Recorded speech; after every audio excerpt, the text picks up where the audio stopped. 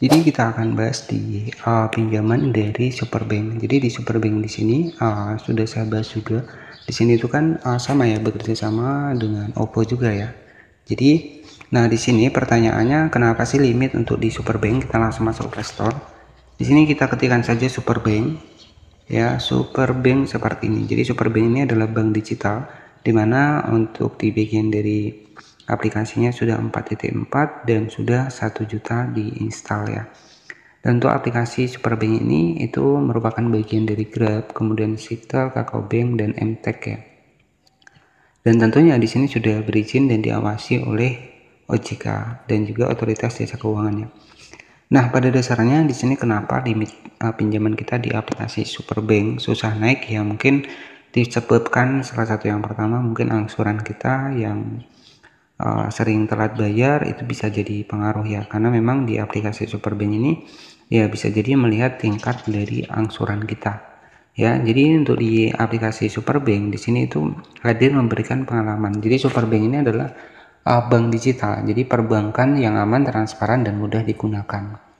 Jadi kita juga bisa mendapatkan beberapa limit ya. Di sini itu untuk limitnya bisa kita cek di bagian dari aplikasinya. Di sini super untung. Jadi selain kita meminjam, kita juga bisa nabung ya. Jadi limitnya sendiri ini di 30 jutaan. Kemudian bunga flat mulai dari 0,5%. Nah, jadi itu berpengaruh ya. Jadi salah satu penyebabnya ya karena angsuran kita.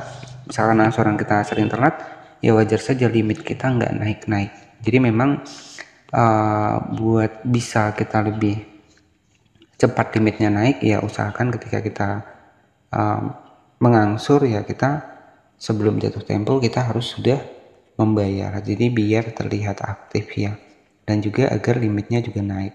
Nah, untuk jika kita cek dari yang komentar di Superbank ya, bisa dicek terlebih dahulu ya.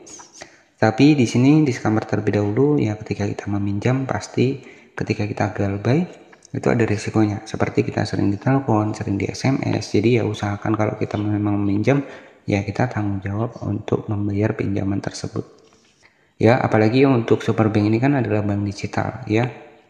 Jadi bahkan sudah tercatat di BI, Bank Indonesia, berizin di BI juga, jadi Bank Indonesia. Jadi ya harapan saya ketika meminjam ya memang kita harus menyesuaikan juga dengan tingkat dari kemampuan kita. Nah, salah satu penyebab kenapa limit di aplikasi dari limit pinjaman ya di Superbank ini susah naik ya, mungkin berpengaruh dari tingkat kita angsuran kita. Jadi ketika kita sering telat, mungkin itu bisa menjadi pengaruh penyebab utama kita limit kita susah naik di aplikasi dari Superbank ini.